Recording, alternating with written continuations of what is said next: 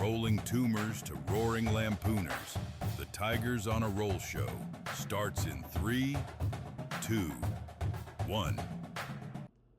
Auburn's office is anemic in a 10-3 loss to Kentucky. We're here to talk about it. Brian? Auburn family, welcome back to a post-game reaction to the Auburn-Kentucky loss. 10-3, an absolutely abysmal showing by the Auburn Tigers in Jordan-Hare Stadium in a night game. It was absolutely brutal. I want to go right off the rip and get this out of the way. Ashton Daniels, basically 100 passing yards in a full game against one of the worst defenses in the conference. Cam Coleman doesn't break 30 yards. I really hope that he does not transfer anywhere, but certainly not back to A&M, who, by the way, is doing at least okay in their circumstances. Terrible.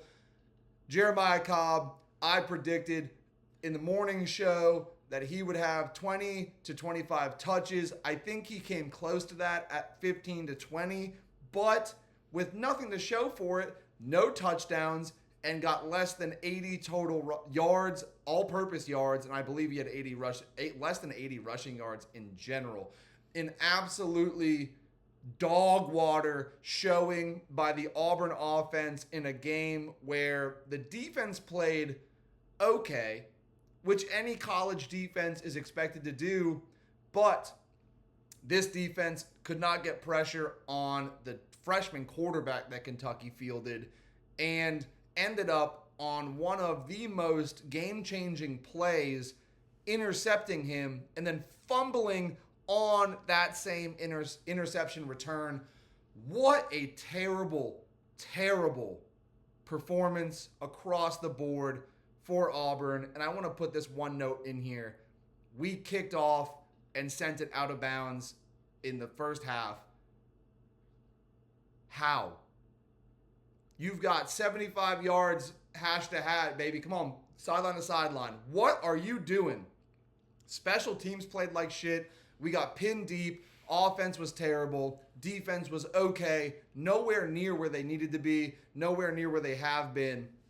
And I'll tell you what, they had nothing to show for it. And we're going to get a word from our sponsors in just a moment. Brahma Marketing is your one-stop shop for everything from signs and apparel to high-impact vehicle wraps. As a certified 3M graphics company, they guarantee quality and durability. They've partnered with Graystar Real Estate, Prisma Health, HD Supply, and more. Stop blending in and start standing out. Visit BrahmaMarketing.com to get started on your next project. War Eagle from the Orlando Auburn Club. Are you an Auburn alum or a fan living in the Orlando area? This is more than just a club. It is your official connection to the Auburn family right here in Central Florida. The club hosts games, watch parties, networking events, and participates in community engagements all across the state.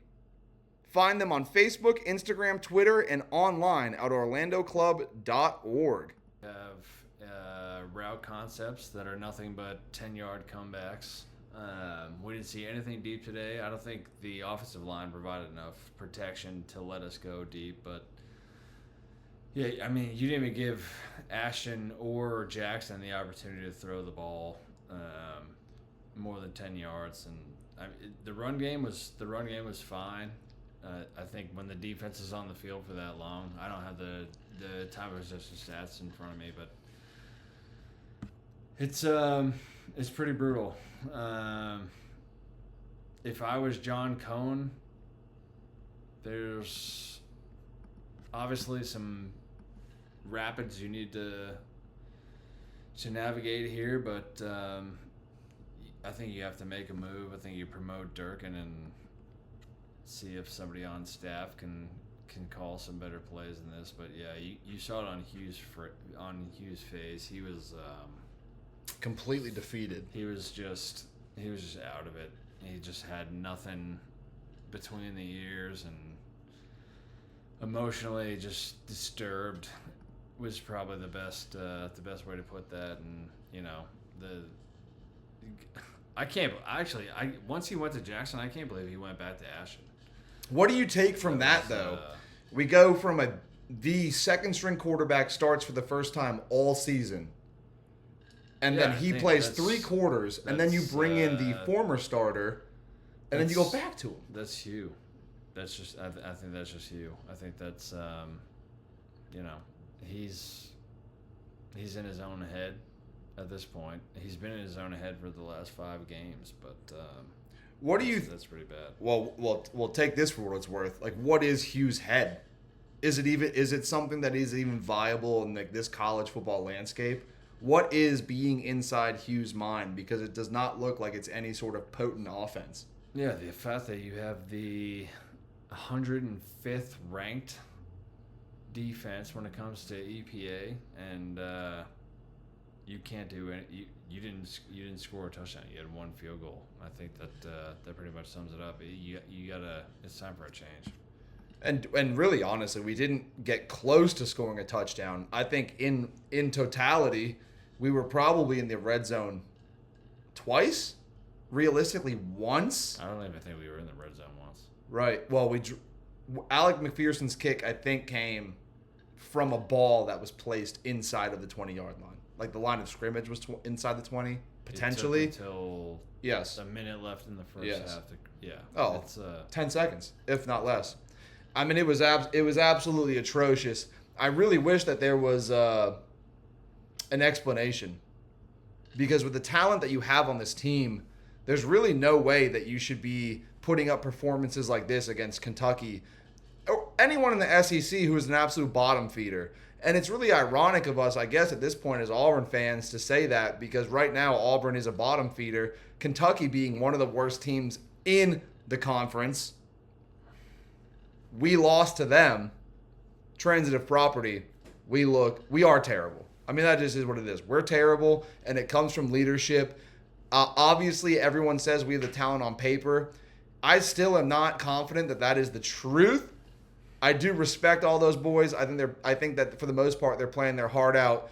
But when you got dogs, you got dogs, and we have not proven that when we have the dogs on the field that we can go hat on hat and get a win.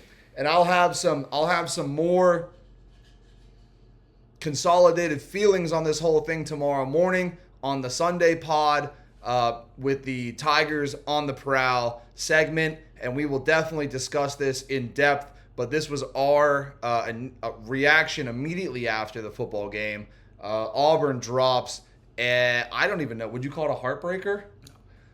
Auburn drops an absolutely embarrassing game at home, at night, to a bottom-dwelling Kentucky team who has done nothing right, and I believe gets their first SEC win of the season and since. You're right, and probably I think it is that it's their first SEC win in a couple years.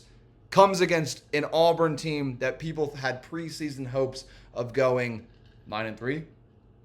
9-3, playoff team, playoff contention. Hugh Freeze said at SEC Media Days that Auburn's expectation was to be in the playoff conversation, then says bowl game, then says we're close. We will get to the bottom of that as the season wraps up. We have plenty of shows left, and we will be covering some higher performing Auburn sports in the near future. This is our reaction pod for the Auburn-Kentucky game, and what an absolute embarrassment and travesty that was. We might be saying farewell to a couple very expensive players who we thought were going to be difference makers for the Auburn Tigers last year, this year, next year. Cam Coleman, please stay. Anyway, that's all the time we got for today's post-game pod.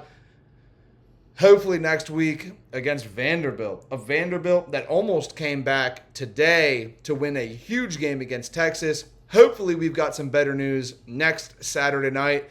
But for the time being, that's all the time we got, and that's all we got to say about it. So we will be seeing you later. And unfortunately, the Tigers were not on a roll. So until next time, this is Tigers on a Roll. and tune in tomorrow for more info.